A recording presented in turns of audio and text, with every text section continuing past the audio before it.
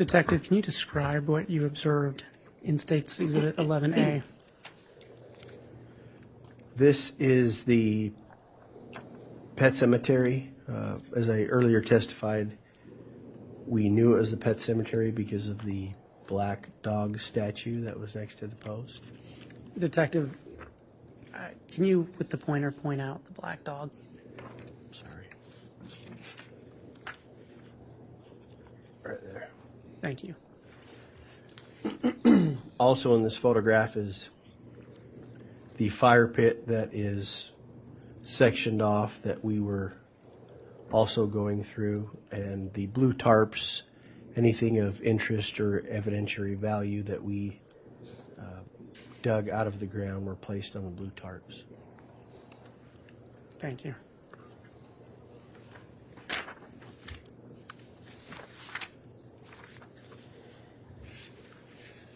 Detective, can you describe what you observed in State's Exhibit 11B?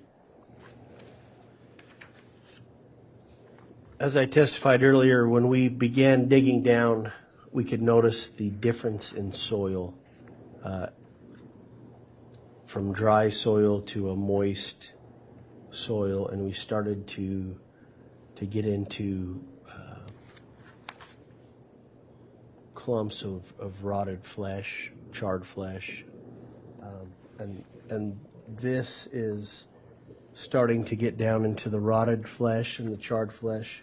There's a piece of broken charred bone sticking up through the dirt. And that's what that photograph is.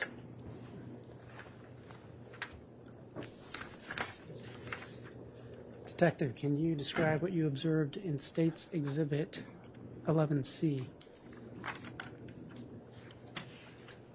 Sorry, maybe that's the best way. As we began digging down and the flesh and bone began coming out of the ground, we had our rubber gloves on, grab it out of the ground and place it on the blue tarp that I described earlier. This is just a portion of some of the flesh and charred bone, broken bone that we had uncovered at that time. It still has some dirt on the charred flesh, but there's bone fragments, there's some more bone fragments, some bone there, and the rotted, charred flesh that was attached to that bone.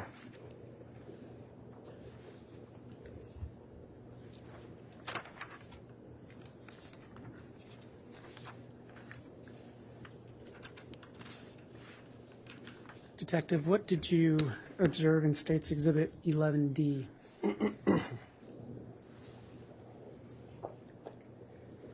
When I testified earlier about the mass, the clump of flesh and bone that was placed into the melted green bucket, that's what you're looking at here. You can see the part of the plastic green bucket. There's parts of bone sticking out here. This area here is all burnt flesh, fatty tissue. There's organs that weren't completely burnt through all the way. Like it was just placed in the bucket and kind of stayed there. So we dug around that bucket the best we could. We would get in there and dig by hand with paint brushes or anything that we can get. Underneath this bucket, you can start seeing the partial remains of a human skull underneath the melted bucket. Detective, how long did this process take you? Hours. Like I said, we were only able to get down there on our hands and knees for a couple minutes before we had to have somebody else come relieve us because of the smell.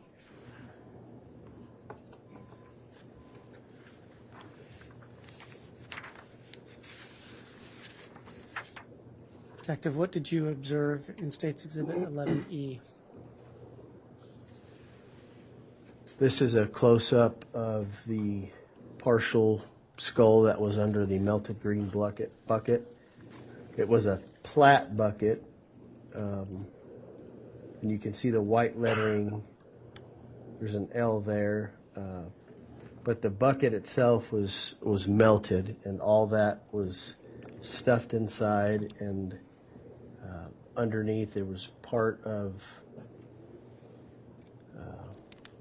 the top of the skull, and we also found a jawbone underneath this portion here that isn't depicted in that picture.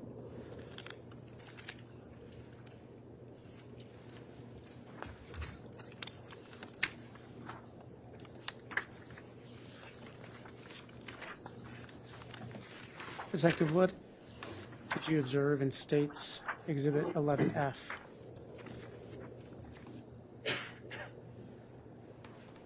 After we removed that mass of flesh, after it broke into clumps and we tried to pick it up and it broke up, and we had to, by hand, pick everything up and put it onto the tarp. That's what was left. It was the moist soil. And so we dug down a little bit more, found some teeth. But that is after we took the teeth and the flesh, everything out of the hole. That's what was left, was the moist soil. We dug down further to make sure that we had found everything, and there was nothing else after that.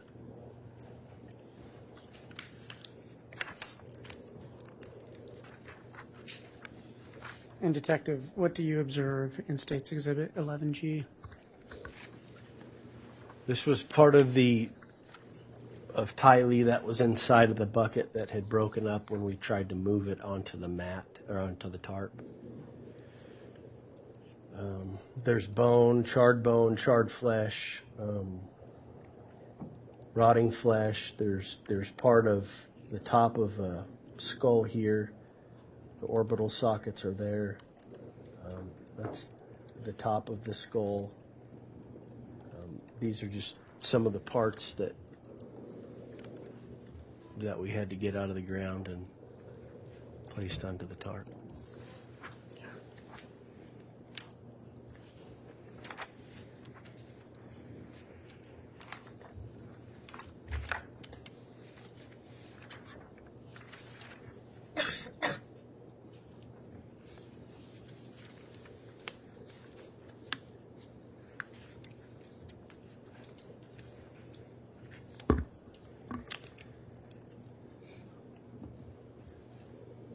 Detective, I believe you testified earlier that on June 10th, you and Detective Ball followed the Fremont County coroner and took these remains to Ada County. Is that correct? Yes, that's correct. And what did you do with them on June 10th? June 10th, we dropped them off and left JJ and Tylee with the Ada County coroner in their custody. And we agreed to come back the next morning on June 11th to perform the autopsy. Okay. And did you do that? Did you go back on June 11th? We did. Okay. What was the first thing you did when you got there on June 11th? Initially, we met with the medical examiner, Dr. Garth Warren. We met in his office. He briefed us with what we were about to go through, kind of walked us through what was going to happen. And at that time, he walked us down a hall. We put on booties on our shoes. We had gloves.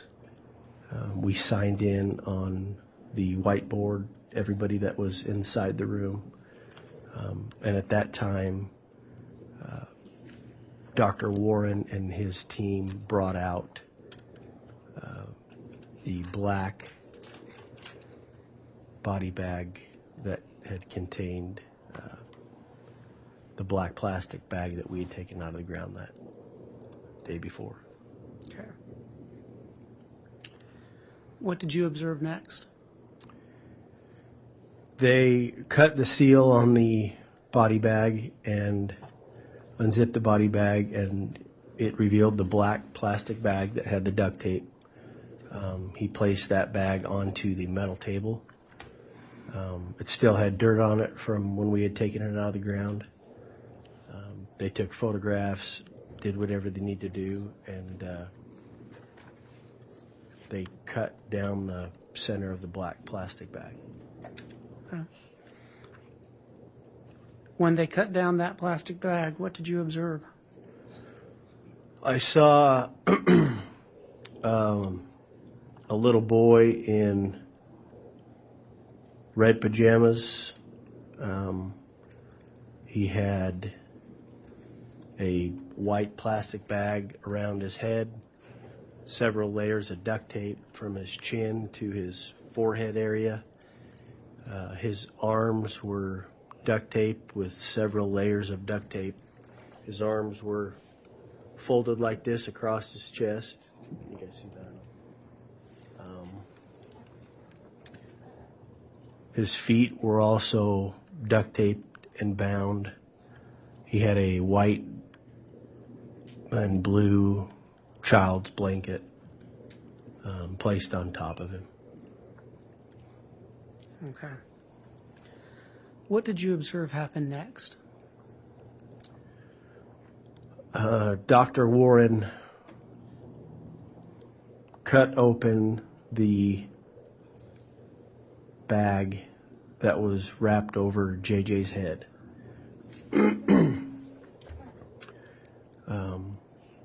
Exposing what was underneath. And underneath that white plastic bag, there was another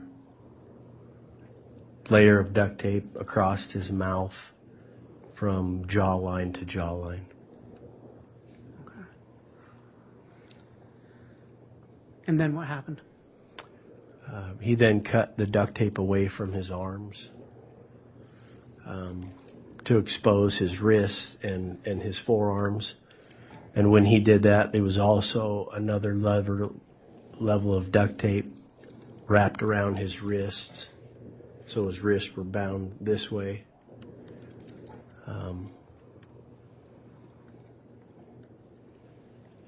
Yeah. Yeah. Did you remain for the entirety of J.J. Vallow's autopsy? I did. Once that duct tape was removed, what did you observe? Through the videos and pictures that we had seen of JJ for the last 8 months, the nonstop looking, the tips coming in, the everything we had obtained and looked at, I was able to recognize that same little boy lying on the table to be J.J. Vallow. He had the same haircut. It was short on the sides, long brown hair on the top. So I recognized him as J.J. Okay. Was there anything else that was that stood out to you during that autopsy?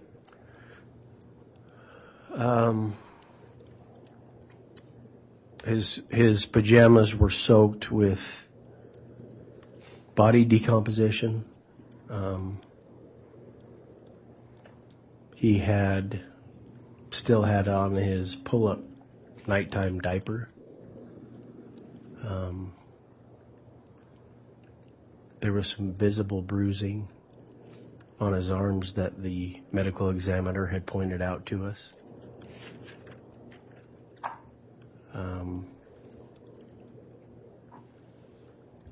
So. Okay. Can you get her a tissue? Oh, sorry.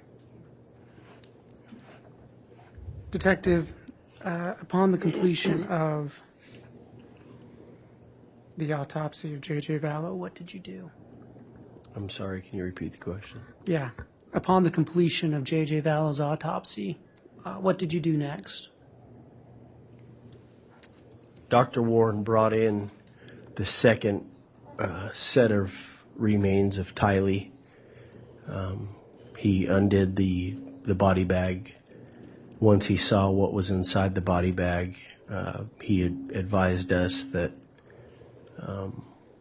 there wasn't anything he was going to do that evening, that we can come back the next day. And so at that point, we left the coroner's office. Okay.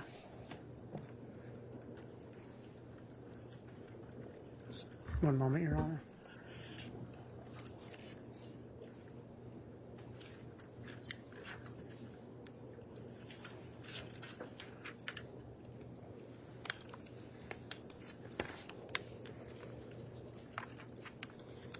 Your Honor, I'd ask that the witness be handed State's Exhibit 12A through 12E. A and B? A through E. A through E, thank you. And Detective, if you'll look at those and let me know when you've had a chance to review them.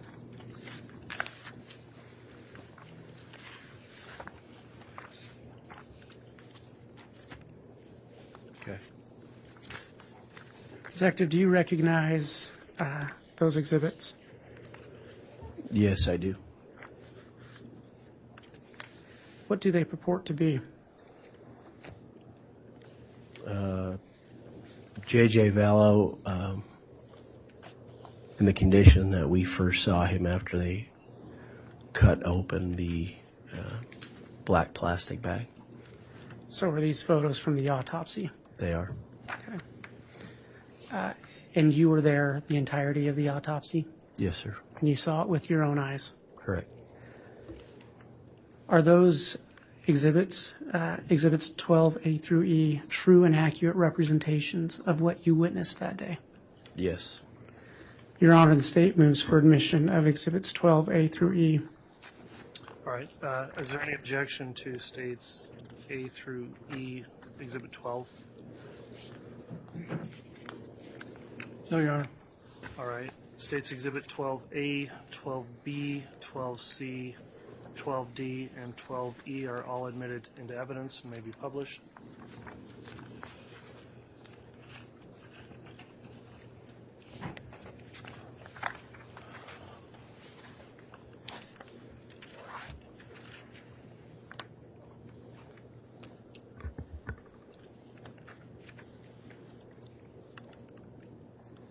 Detective, what did you observe in State's Exhibit 12A? This is the first time we saw J.J. once they cut down the black plastic bag that revealed what was inside. That's J.J. with the white plastic on his head. You can see where we originally cut the plastic when he was in the ground to reveal his brown hair. But the level, the amount of duct tape over his face, over his arms, the body decomposition is kind of what caught our attention. Okay. Is that the blanket? Is the blanket you referred to earlier in that picture? Yes, that's the blue and white child's blanket that was placed on top of him. Okay.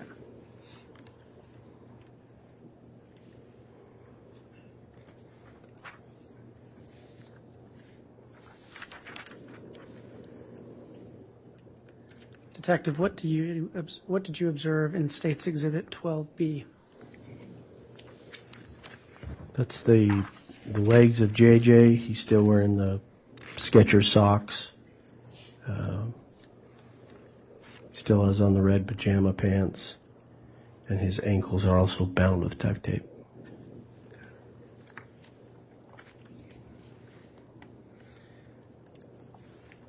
Were you able to observe any decomposition fluid in that area of that's shown in that picture? Yes, it's hard to see in the picture, but the whole bottom half of his red pajamas were soaked with body decomposition. Thank you.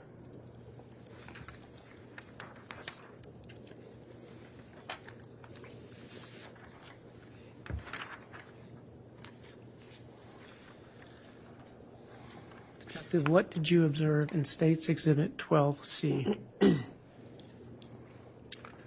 This is after the medical examiner first cut down the white plastic bag.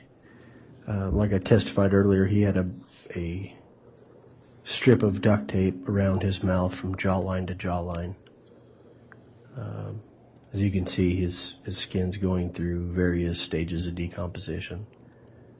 But he was still recognizable with the brown hair and facial features that we had seen in the photographs for the last 8 months.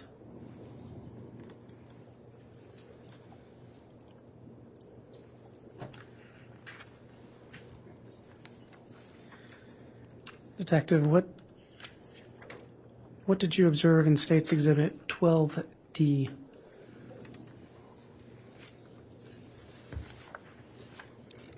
That's the white plastic bag that was placed over JJ's head. It appeared to be the waffle style type expandable trash bag that people normally put in their kitchen. It had a red drawstring. But that's what was over his head. And what you're looking at, there's pieces of duct tape that were attached to that. And this is just body decomposition that was inside the plastic bag from his face.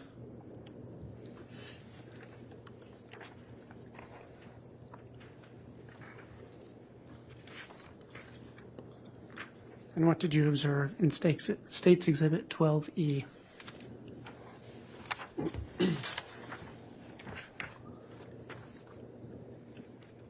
That's a picture of JJ, still with the duct tape around his mouth, just a close-up picture. Like I testified earlier, you could still see the long brown hair, the shape of his head. It was very easily to identify that little boy on the table as the one we had been looking for the last 8 months. Okay.